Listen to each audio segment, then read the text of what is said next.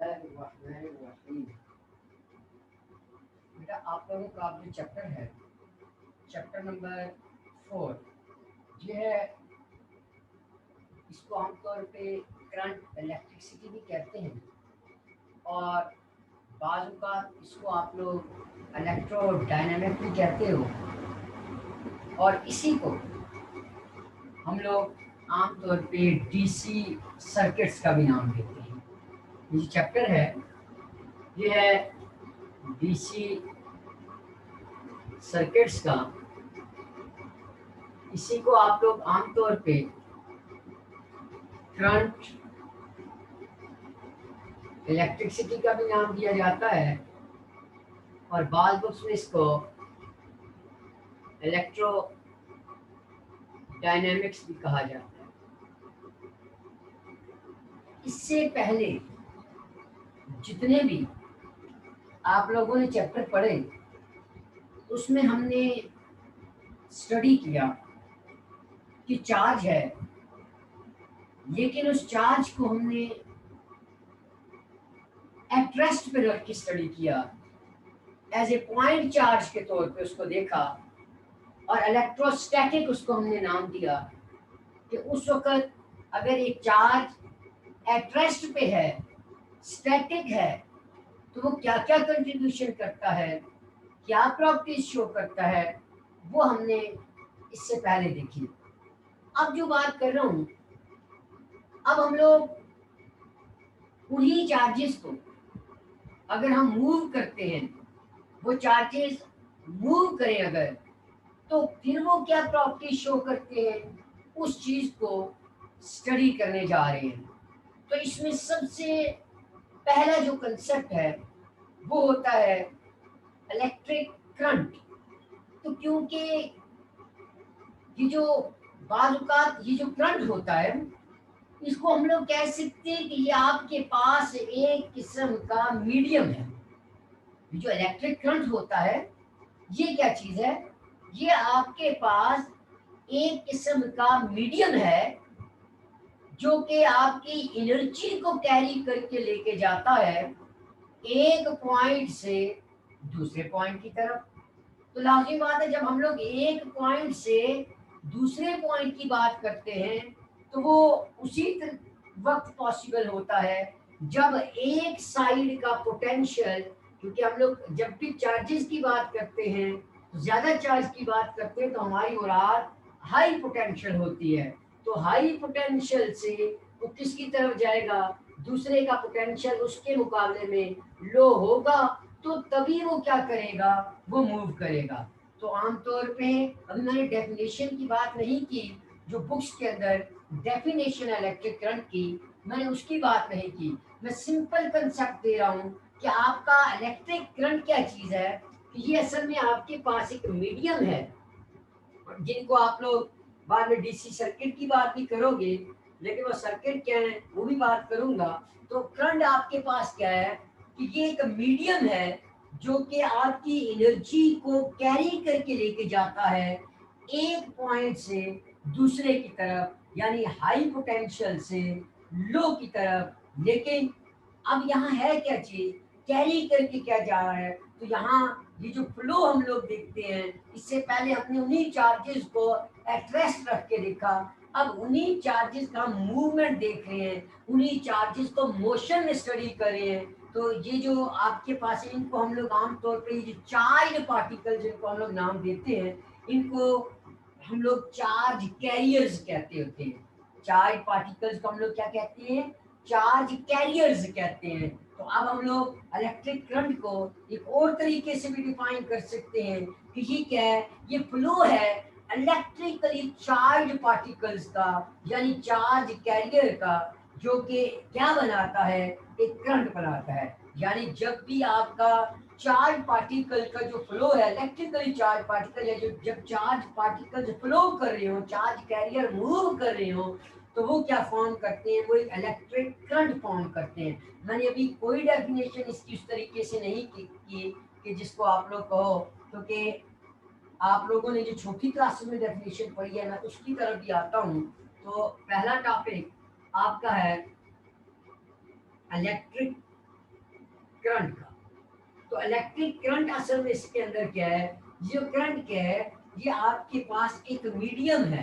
Current क्या चीज है, ये एक मीडियम है जो यूज हो रहा है किसके लिए, to carry energy from one point to another point. और यही जो इलेक्ट्रिक करंट है, इसको हम लोग ये भी कह सकते हैं, it is the flow of, it is the flow of electrically charge particles. यही जो चार्ज पार्टिकल्स हैं, इनको हम लोग क्या कहते हैं, इनको हम लोग चार्ज कैरियर्स कहते हैं। तो ये जो फ्लो है आपके चार्ज कैरियर्स का, इलेक्ट्रिकली चार्ज कैरियर का, यही आपका क्या कहलाता है, ये आपका इलेक्ट्रिक करंट कहलाता है। मैंने अभी कोई बात नहीं की क्या आया इसकी टाइप कौन सी है, या करंट फ्लो कैसे करता है, उसकी अभी मैंने यहाँ कोई बात नहीं की। तो सिंपल वर्ड्स में हमने कहा कि आपका इलेक्ट्रिक करंट क्या है, आपके इलेक्ट्रिकली चार्ज पार्टिकल का फ्लो है ये, जो कि एक हाई पोटेंशियल से लो पोटेंशियल की तरफ जब मूव करते हैं, तो यही आपका करंट कहलाता है। तो यहाँ पे क्या है कि ये एक मीडियम है आपकी एनर्जी को एक पॉइंट से दूसरे पॉइंट की तरफ कैरी करके लेके जाने का। तो अब करंट ये फ्लो कैसे करता है उसकी बात कर रहा हूँ। फिर उसके बाद डेफिनेशन जो इसकी अकॉर्डिंग टू आप लोग जो पढ़ते हो अपनी क्लासेस में, वो भी बताता हूँ। तो इसके यूनिट्स की बात करते हैं, फिर आया ये स्केलर क्वांटिटी है, वेक्टर क्वांटिटी है, उसकी भी बात करूंगा। तो अब ये देखें, इसमें आया आपका करंट फ्लो कैसे करता है। इस फ्लो को इस तरीके से एज्यूम कर लें कि जिस तरीके से आपके पास एक्सेलरेटर है, यानी आपने वो सीढ़ी देखी होगी जिसके नीचे यहाँ एक मोटर सी लगी होती है और इसके ऊपर ऐसे बेल्ट सीढ़ियां ऊपर की तरफ जा रही होती हैं।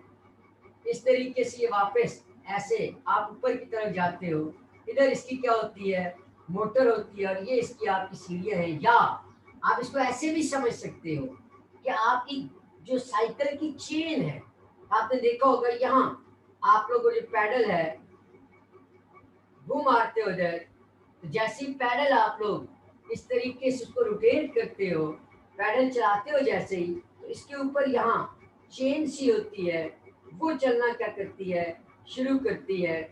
और ये आपका वो जो दूसरा व्हील है जो पीछे आपका लगा होता है, ये उसके ऊपर आपके यहाँ पैडल है और ये इस व्हील के ऊपर से होके इस तरीके से आ रही होती है। तो आपने देखा होगा कि अगर मैं ऐसे करूं कि, क्योंकि आपने जब चेन को देखा होगा तो इस तरीके से छोटे छोटे उसके अंदर ऐसे लॉक से इस तरीके से बने होते हैं, इस तरीके से जो चेन मिलके बनी है जिनसे धूप से छोटे छोटे। अब यही समझ लो कि ये आपके क्या है, ये आपके चार्ज कैरियर्स हैं या चार्ज पार्टिकल्स हैं। अब अगर इनमें से मैं किसी भी एक को यहाँ से इसको तोड़ दूं तो क्या ये आगे की तरफ जाएंगे, इधर ये साइकिल को चलाएंगे? तो कभी भी नहीं चला सकते, क्योंकि यहाँ से ब्रेक कर दिया। इसका मतलब है इसकी कंटिन्यूटी जो है वो ब्रेक हो गई है, अब ये नहीं चल सकती। सेम यही चीज आप समझ लो कि आपके पास इस करंट के अंदर भी होती है। तो ये आपके चार्ज पार्टिकल इस तरीके से एक वायर के अंदर से मतलब कि चल रहे हैं, जा रहे हैं। अब ये जो जाने की बात है ये बाद की बात है, कि इसमें हम क्या कहते हैं, किस तरीके से है, वो भी कंसेप्ट नहीं कह रहा आपको, वो चीज़ नहीं बता रहा। तो मेरे कहने का मतलब है कि यहाँ आपको एक कंटिन्यूटी चाहिए इसको पूरे लूप को कंप्लीट करने के लिए। यही चीज़ आपने देखा होगा कन्वीनियर, आपके पास एक कन्वीनियर बेल्ट होती है जिसके ऊपर वो कोयला वगैरह लेके जाते हैं, फिर वो यहाँ फेंकता है, फिर वो बेल्ट नीचे इधर दोबारा आती है, फिर ऊपर आती है। या फिर आपने देखा होगा जब ये चेकिंग वगैरह जहाँ करते हैं एयरपोर्ट वगैरह पे, जब आपका सामान वगैरह पैक करते हैं तो उसमें भी आपने देखा होगा कि बेल्ट सी चल रही होती है। आप इधर अपने सामान को ऊपर रखते हो, वो ऊपर जाता है आगे से होके, फिर वो बेल्ट वापस आती है, आपका सामान इधर गिर जाता है, वो अंदर से होके वापस इधर आ रहे हैं। बिल्कुल यही भी वही चीज़ है कि इसके अंदर आपके पास अब करंट के लिए क्या होता है। अब अगर मैं करंट की बात करूं तो ये आपका क्या कहलाएगा, जब प्रोड्यूस कर रहा है, ये आपका पावर स्टेशन होता है। ये आपका पावर स्टेशन है, ये उसकी वायर है, ये वायर लेके जा रही है और ये वायर उसको दूसरे वापस इधर लेके आ रही है। आगे ये आपके ये घर हैं, ट्रांसफार्मर लगे हुए हैं, या ये जो लोड जिसको आप लोग कहते हो ये है जिसको हम यूटिलाइज कर रहे हैं, और उसके बाद दोबारा ये उसी पावर स्टेशन के पास आ जाती है।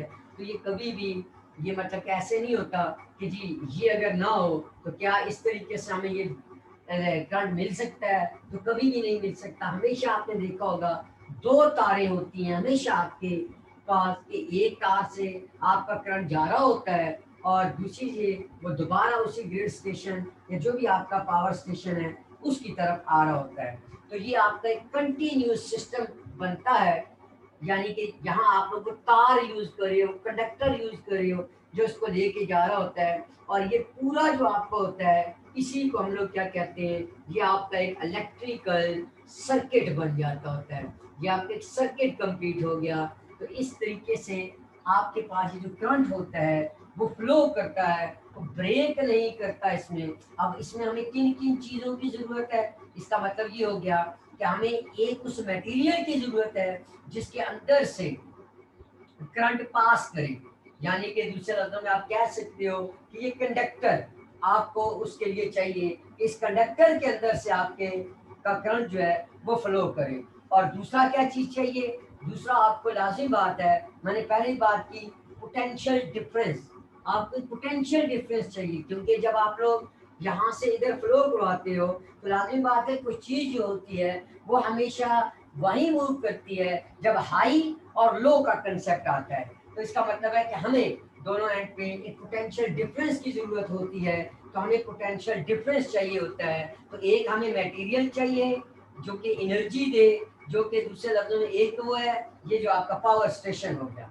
उसके बाद आपको वो मटेरियल चाहिए जो इसको लेके जाए, जिसके अंदर से आपके चार्जेस पास कर रहे हो।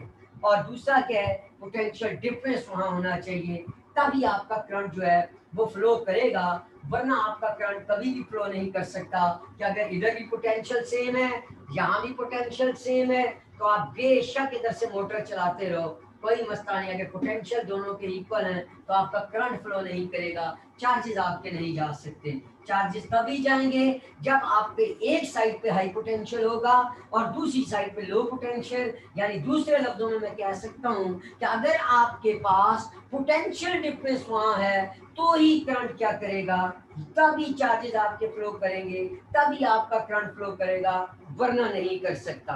तो हमारे पास इसका मतलब है कि कंटिन्यूटी उस चेन के अंदर चाहिए, और वो जो चेन के अंदर आपके पास कंटिन्यूटी आई है वो किस वजह से, ये आपने कंडक्टर लगा दिया है। तो इसलिए वो जो कंडक्टर है वो आपका मटेरियल है जिससे वो करंट आपका पास करके जा रहा है, और दूसरा आपको पोटेंशियल डिफरेंस। ये दो चीजें चाहिए जब भी आप करंट को पास करवाओगे या फ्लो करवाओगे। ये दो चीजें बहुत जरूरी हैं आपके उस करंट को फ्लो करने के लिए। अगर ये दो चीजें नहीं हैं तो आपका करंट कभी भी फ्लो नहीं कर सकता। ये देख लीजिएगा बेटा। तो आप अगर इसी इलेक्ट्रिक करंट को हम लोग आमतौर पे डिफाइन करते हैं कि हम लोग इस करंट के लिए क्रॉस सेक्शन लेते थे, एरिया ले लेते होते हैं। मिसाल के तौर पे ये जो वायर है, अब इसका मैं क्या करूँ, ये एरिया ले लिया मैंने इसका। तो इस एरिया के अंदर से ये जो क्रॉस सेक्शन है आपके पास ये आ गया, इसके अंदर से जितने भी चार्जेस आपके पास करेंगे, फ्लो करेंगे आपके एक यूनिट टाइम के अंदर, एक सेकंड के अंदर दूसरे लफ्जों में आप कह दो तो वो आपका क्या कहलाता है, वो करंट कहलाता होता है। यानी मेरे कहने का मतलब ये हो गया कि यहाँ आपके पास क्या है, इलेक्ट्रॉन्स है जैसे। अब ये इलेक्ट्रॉन्स क्या करते हैं, अपनी जगह आपको पता है ऑसिलेट कर रहे होते हैं उधर। तो जब आप लोग इनको यहाँ से एनर्जी देते हो तो फिर क्या होगी, इनकी ऑसिलेशन और इंक्रीज कर देगी। मैं किसी एसी करंट की बात नहीं कर रहा, मैं डीसी की बात कर रहा हूँ उधर अभी। तो ये क्या करेंगे, यहाँ से पास करेंगे तो जितनी भी अमाउंट इस एक क्रॉस सेक्शनल एरिया में से एक सेकंड के अंदर क्रॉस करेगी उसको कहेंगे कि ये वहां से करंट पास कर रहा होता है। तो अब मैं इसको डिफाइन करता हूँ अकॉर्डिंग टू डेफिनेशन, जिस तरीके से आपने अपनी छोटी क्लास में पढ़ी मैं उसकी बात करता हूँ। तो क्योंकि ये चार्जेस हैं उन्हीं का फ्लो है, तो अब मैं इसको डिफाइन कर रहा हूँ, the electric charge passing through the electric charge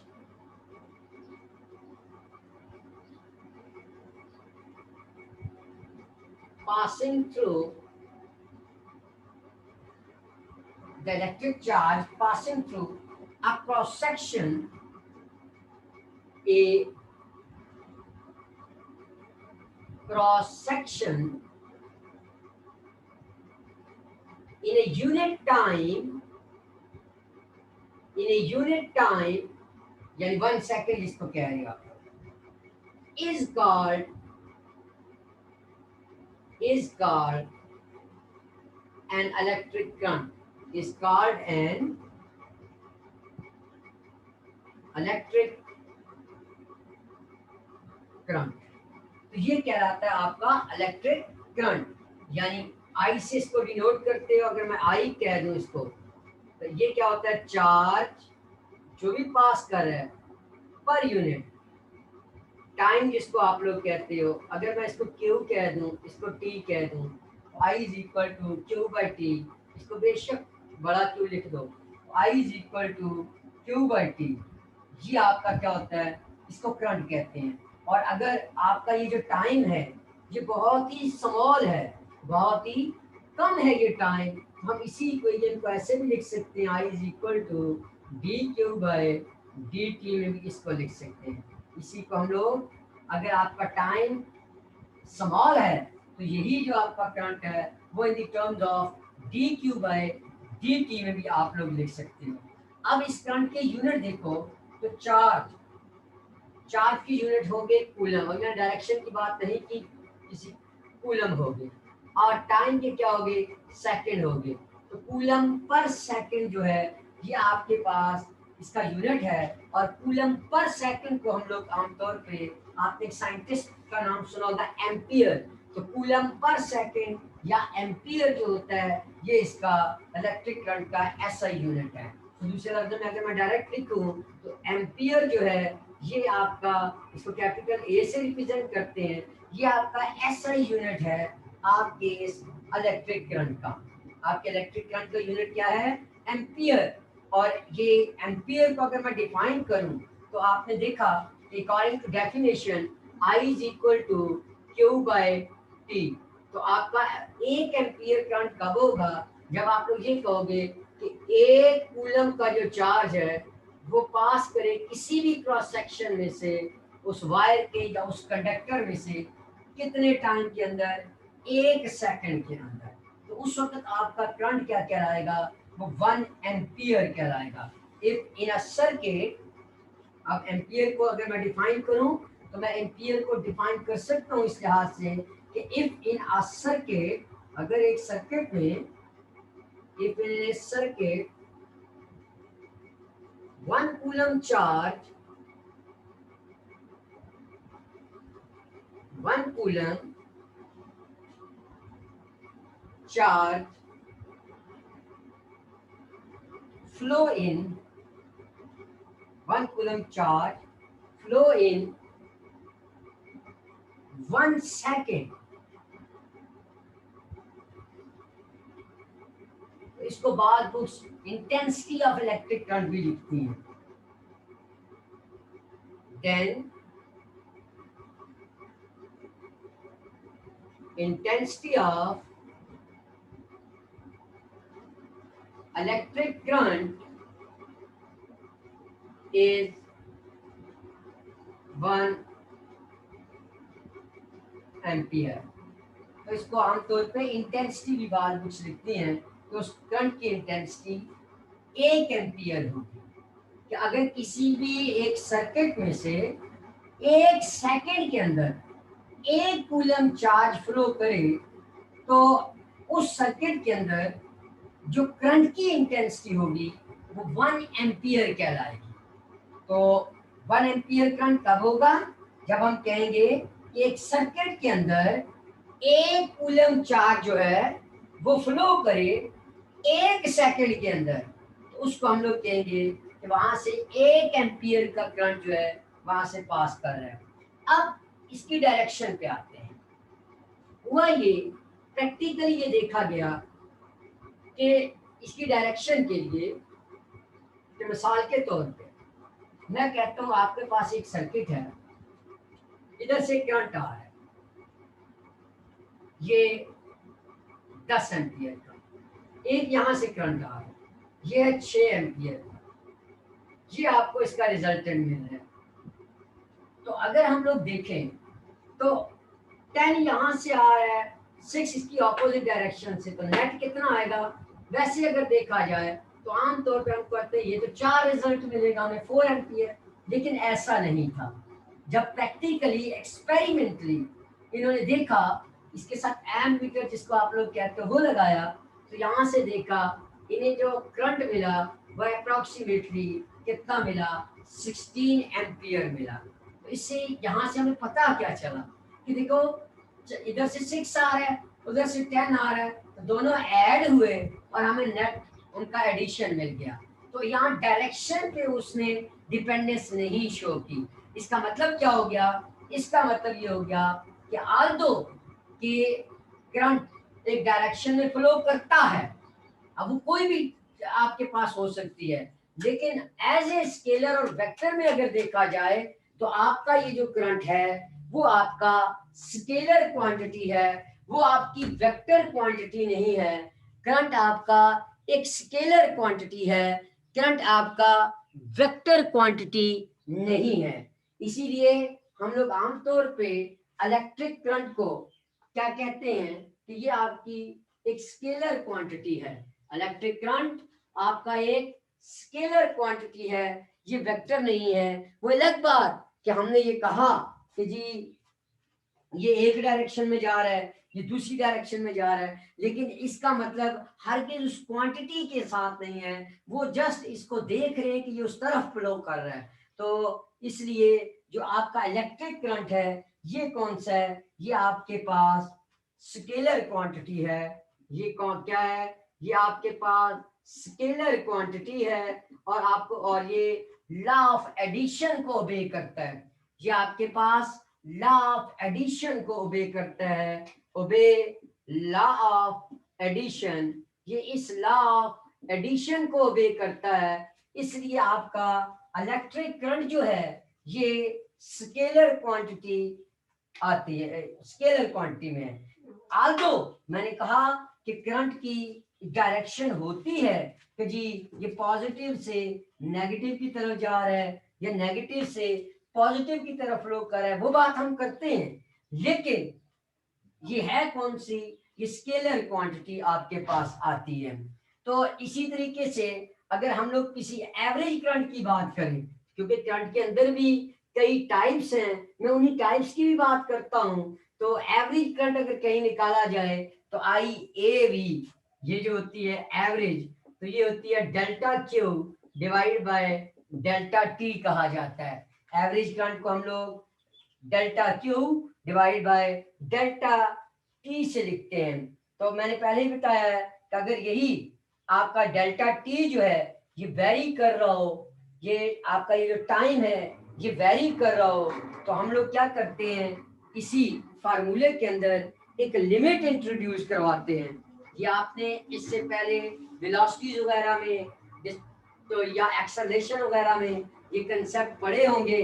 तो अगर मैं ऐसे कहूँ कि आपका यही जो चार्ज है, आपका चार्ज वेरी कर रहा है टाइम के साथ, डेल्टा टी के साथ, तो हम लोग फिर क्या करते हैं, एक लिमिट इंट्रोड्यूस करवाते हैं। यहाँ ये लिमिट इंट्रोड्यूस करवाते हैं, delta T approaches to zero, जिसको अगर आपको याद हो तो हम लोग फिर ये बात करते हैं delta Q by delta T.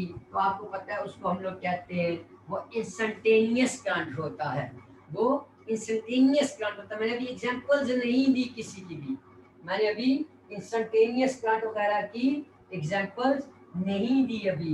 Instantaneous current का मतलब कहाँ एग्जांपल आती है इंस्टेंटेनियस की, इसकी सबसे बेहतरीन एग्जांपल अगर देखो तो आपके पास ये जो कैपेसिटर के अंदर चार्जिंग जो होती है, चार्ज स्टोर करते हो, या जब वो डिस्चार्ज होता है तो आपने देखा होगा वो एक इंस्टेंट में हो जाता है, वो जल्दी चार्ज और जल्दी डिस्चार्ज होता है। तो इसलिए वो आपके पास इंस्टेंटेनियस करंट की बेहतरीन एग्जांपल आती है, तो वो इंस्टेंटेनियस करंट कहलाता है। आपके पास जो कैपेसिटर के अंदर हम चार्जेस को जो स्टोर करते हैं, तो इसी तरीके से अब हम लोग यही जो चार्ज कैरियर है, ये जो करंट है, क्योंकि इसके लिए ये आपके पास मटेरियल यानी सॉलिड्स में भी होता है, लिक्विड्स में भी आता है, और ये गैसेस में से भी होता है, यानी पास कर सकता है, फ्लो करता है। लेकिन कहाँ करता है उसकी बात करता हूँ। अगर मैं सॉलिड्स की बात करूँ तो मेरा एकदम आपके जहन में भी आया होगा कि सर सॉलिड लिक्विड गैसेस की बात कर रहे हैं, तो सॉलिड से मुराद मेरी मेटल्स की है, कि मेटल्स के अंदर करंट जो फ्लो करता है किस वजह से करता है, वहाँ कौन मतलब रिस्पॉन्सिबल कौन है इसके लिए, तो वहाँ आपके पास जो फ्री इलेक्ट्रॉन्स होते हैं वो रिस्पॉन्सिबल होते हैं, वो चार्ज कैरियर होते हैं, आपके इस करंट को फ्लो कराते हैं या उसका सबब बनते हैं। इसी तरीके से मैंने बात लिक्विड की, तो मेरा मतलब यहाँ इलेक्ट्रोलाइट हो, बैटरी जैसे आपके पास होती है, इलेक्ट्रोलाइट जिसको आप लोग कहते हो, ये लिक्विड ही है आपके पास।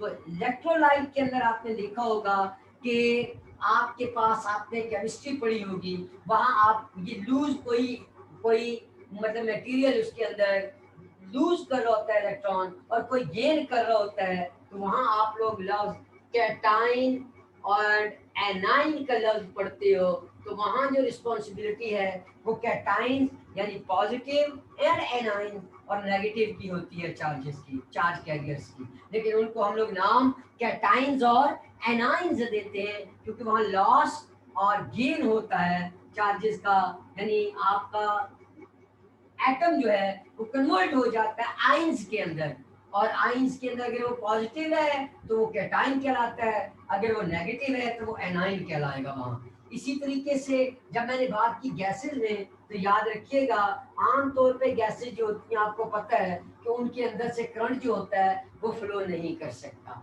आमतौर पे गैसेस में से करंट फ्लो नहीं करता, तो क्योंकि वो इंसुलेटर होती है। लेकिन उनके अंदर से करंट कब फ्लो करता है, जब हम लोग एट लो प्रेशर की बात करें, एट लो प्रेशर पे उन्हीं गैसेस को रखें, तो आपने देखा होगा, आपने नाम सुना होगा डिस्चार्ज ट्यूब जिसको आप लोग कहते हो। तो इस तरीके से वहां से आपके पास मतलब करंट उस तरीके से आपका इनके अंदर से फ्लो कर सकता है। फिर आपके पास करंट की आगे डिफरेंट टाइप्स होती हैं। अगर आपको याद हो, आप लोगों ने अपनी छोटी क्लास में पढ़ी होगी कि एक होता है डायरेक्ट करंट, यानी टाइप्स ऑफ इलेक्ट्रिक करंट की बात कर रहा हूँ, टाइप्स की बात कर रहा हूँ कि आपके पास इसकी कई टाइप्स होती हैं।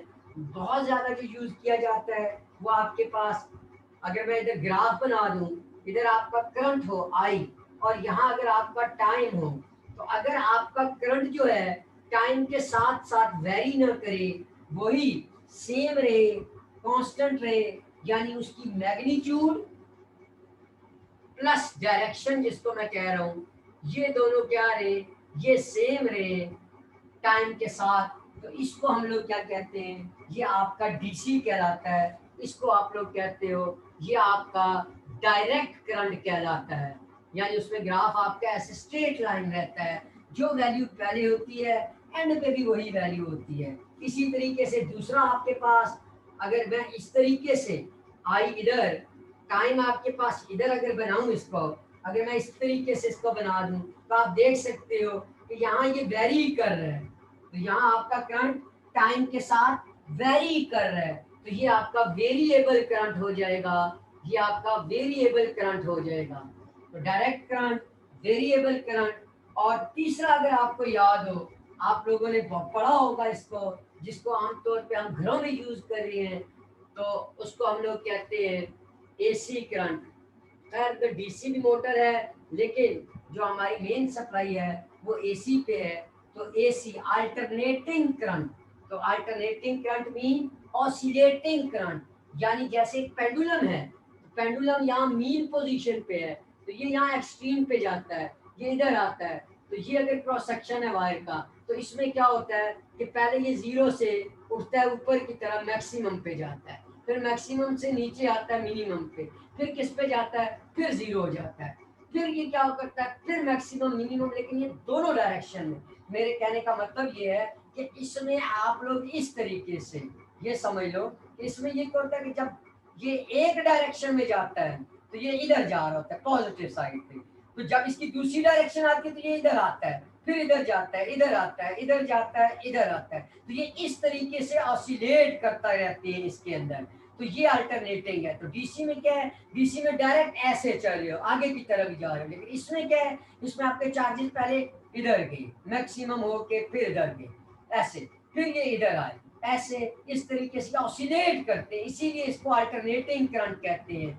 यानी कि ये इसकी अगर मैं डायग्राम बनाऊं तो इस तरीके से डायग्राम बनाऊंगा इसकी कि पहले जीरो था, फिर ये पॉजिटिव सेंस में मैक्सिमम पोजीशन अटेन कर गया, फिर उधर इसे मैक्सिमम से फिर जीरो पे आया, फिर ये मैक्सिमम जा रहा है लेकिन दूसरी डायरेक्शन में जा रहा है, फिर ये क्या कर रहा है, फिर ये उधर जीरो की तरफ जा रहा है। तो इस तरीके से ये पहले अगर ऐसे जीरो पे है तो ये देखो ये मैक्सिमम होने जा रहा है, यहाँ मैक्सिमम हो गया, अब फिर ये कम होना शुरू हो गया, कम हुआ, फिर जीरो पे गया, फिर इस डायरेक्शन में दोबारा ऊपर की तरफ उठा, नेगेटिव डायरेक्शन में मैक्सिमम हुआ, फिर क्या हुआ, मैक्सिमम से इधर जीरो पे आ गया। तो इस तरीके से ये क्या करते हैं, चार्जेस इसके ऐसे इस तरीके से ऑसिलेट करते रहते हैं, क्योंकि हमें तो एक क्रॉस सेक्शन में चार्ज चाहिए होता है। मिसाल के तौर पर अगर मैं यहाँ एक क्रॉस सेक्शन बना दूं तो ये चार्ज पहले इधर गया, फिर इधर आया, फिर इधर गया, इधर आया, तो यहाँ तो मैंने कर्व ऐसी बनाई, तो यहाँ क्या होगा कि ये चार्ज इधर गया, इधर आया, इधर, तो हमें तो क्रॉस सेक्शन में से चार्ज का पास होना चाहिए ना,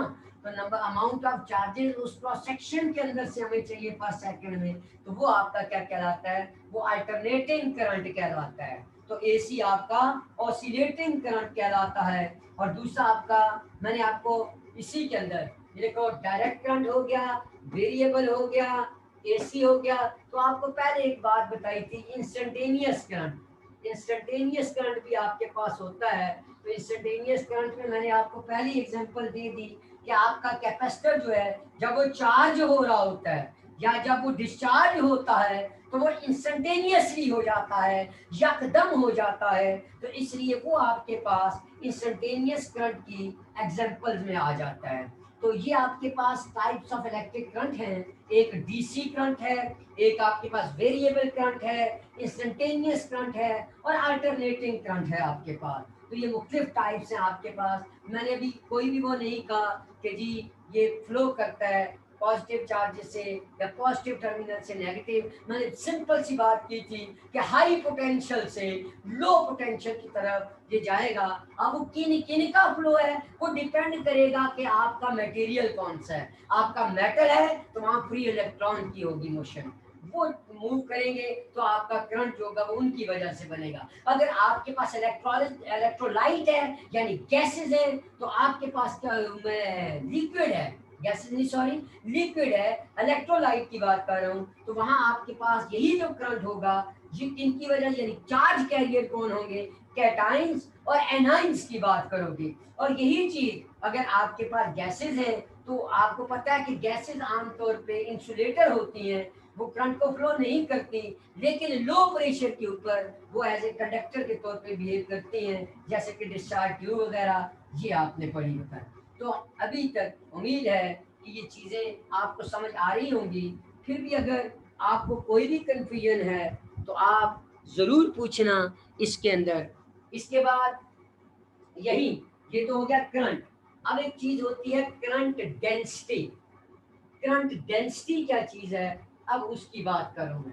करंट डेंसिटी क्या चीज़ है उसकी बात करने जा रहा हूँ कि करंट डेंसिटी क्या है आपके पास।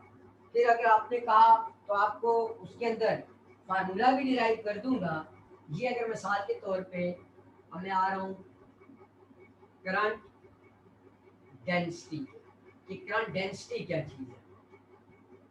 जिस तरीके से आम डेंसिटी होती है, आम डेंसिटी क्या होती है, मैस पर यूनिट वॉल्यूम, वो डेंसिटी कहलाती है। इसी तरीके से आपने एनर्जी डेंसिटी पढ़ी।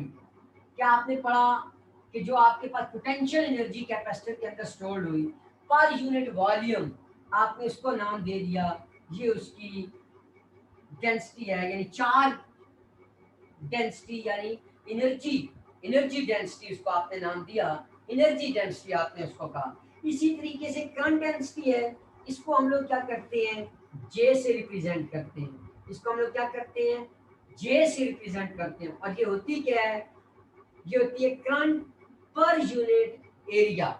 ये क्या होती है, करंट डेंसिटी क्या है कि ये होती है करंट पर यूनिट एरिया। यानी आप लोग क्या करते हो कि अगर कोई भी एक कंडक्टिंग वायर है, मैं क्या कर रहा हूँ उसमें से ये पीस की बात कर रहा हूँ, इसमें से ये एक एरिया ले रहा हूँ, ये एक एरिया है, इसको एक है, तो इस एरिया में से जितना भी आपका करंट जो पास करेगा वो कहलाएगा क्या, करंट डेंसिटी कहलाएगा। यहाँ एरिया की डायरेक्शन देखो, ये होती है एरिया, सरफेस के परपेंडिकुलर ही होती है इसकी। और यहाँ से अगर आपका ये जो करंट पास कर रहा है, तो आप अगर देखो तो ये जो करंट इसके अंदर से पास करेगा, इसको हम लोग कहते हैं कि ये आपकी करंट डेंसिटी कहलाती होती है। तो ये आपकी क्या, करंट पर यूनिट एरिया को हम लोग क्या कहते हैं, करंट पर यूनिट एरिया जो होता है ये कहलाती है आपकी करंट डेंसिटी कहलाती है। अब आया करंट डेंसिटी और करंट में फर्क क्या है, अब इसकी बात भी समझ लो। बेटा याद रखना, जो करंट डेंसिटी है ये वेक्टर क्वांटिटी होती है, जो करंट है वो स्केलर क्वांटिटी होता है, लेकिन करंट डेंसिटी वेक्टर क्वांटिटी है। किस तरीके से वेक्टर क्वांटिटी है, कैसे ये चेंज करती है, मैं उसकी बात अभी कर रहा हूँ आपसे। आप गौर से इस पॉइंट को समझना। ये तो आपने उम्मीद है ये तो समझ लिया होगा। अब इसी करंट डेंसिटी को क्या है, वेक्टर क्वांटिटी कैसे है, अभी देखो उसी तरीके से मैं क्या करता हूँ, ये आपके पास वही एक सिलेंड्रिकल वायर आ गई, ये आपका वही क्रॉस सेक्शनल एरिया ए हो गया जिसकी डायरेक्शन ये होगी, इसमें से आई करंट पास कर रहा है। अब देखो इसको ऐसे समझिए, मेरे पास एरिया है ऐसे रखा हुआ है, तो इसके अंदर से इधर से सारा करंट पास कर रहा है। ये देखो यहाँ कितनी लाइनें इसके साथ टच कर रही हैं, ये देखो ये भी आ रही है, ये भी आ रही है, ये सारी इसको टच करके गुजर रही है। तो इसका मतलब है इसकी करंट डेंसिटी इस एरिया में से जितना भी करंट फ्लो कर रहा होगा, J is equal to I by A होगी। अब क्या होता है, मैं इसी एरिया को, ये जो आपका एरिया है इसको थोड़ा सा चेंज करता हूँ। मैं अब यहाँ से यहाँ चला जाता हूँ, ये देखो ये एरिया आ जाता है, ये थीटा एंगल मैं डेविएट करता हूँ।